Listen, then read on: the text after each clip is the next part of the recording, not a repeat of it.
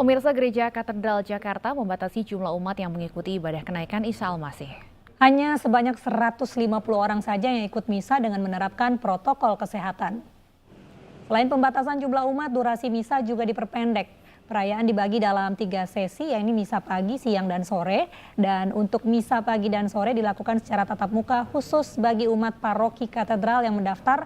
Dan ada pula siarannya secara daring. Misa siang hari dilakukan secara daring. Dan guna ketertiban umat, akses umat hanya melalui pintu 6. Sebelum masuk ada pengecekan oleh Polda Metro Jaya.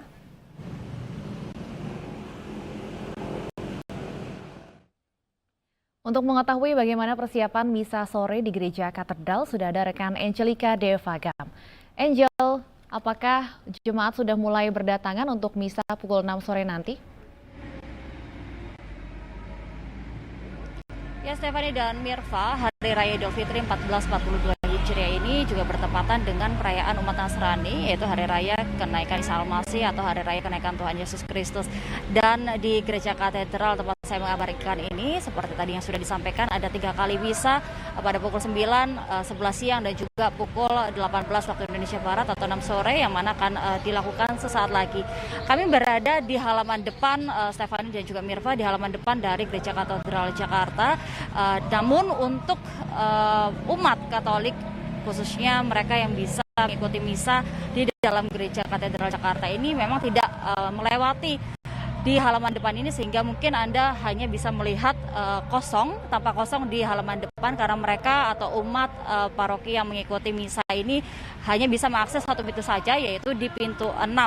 Sehingga pengamanan dan juga akses keluar masuk berfokus pada pintu 6 yang mana memang kami awak media tidak bisa akses begitu. Namun biasanya 30 menit sebelum misa berlangsung ini umat sudah berkumpul di dalam untuk mempersiapkan secara batin untuk mereka dapat merayakan misa perayaan Ekaristi Hari Kenaikan Tuhan Yesus Kristus.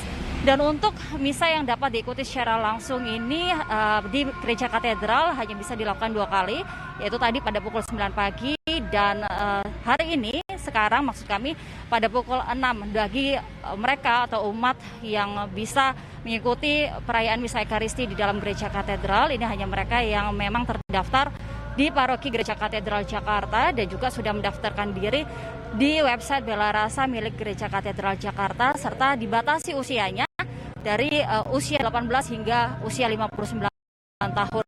Sebelum mereka memasuki wilayah atau kawasan Gereja Katedral pun mereka juga harus mengikuti dan mematuhi protokol kesehatan ketat seperti ada pengecekan suhu dan juga pengecekan barang dan juga pengecekan melakukan sterilisasi terlebih dahulu. Ya, Stefani dan juga Mira. Ya baik, terima kasih Angelica Devagam atas laporan langsung Anda dari Gereja Katedral Jakarta. Dan pemirsa, ada yang berbeda di Hari Raya Idul Fitri tahun ini karena bersamaan dengan peringatan kenaikan Isa Al-Masih. Tanpa mengurangi kehusyukan, 2 rumah ibadah di Grobogan, Jawa Tengah beribadah secara berdampingan.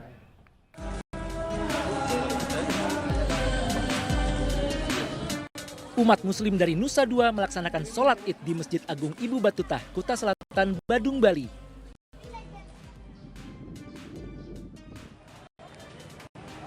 Bersebelahan dengan masjid, umat Kristiani menggelar misa di Gereja Katolik Maria Bunda Segala Bangsa merayakan kenaikan Isa Al-Masih. Momentum 2 hari raya ini membuat pengurus masjid dan gereja bekerja sama mengatur waktu ibadah. Bahwa pelaksanaan sholat untuk orang muslim memang waktunya tidak bisa dirubah. Kalau itu memang jam 7 ya harus dilaksanakan jam 7.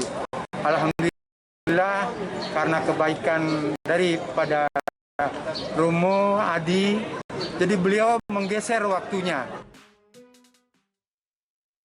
Sementara di Buleleng, Bali, sejumlah pecalang berbaur dengan aparat mengamankan sholat Idul Fitri di Masjid Jabal Rohmah, Buleleng, Bali.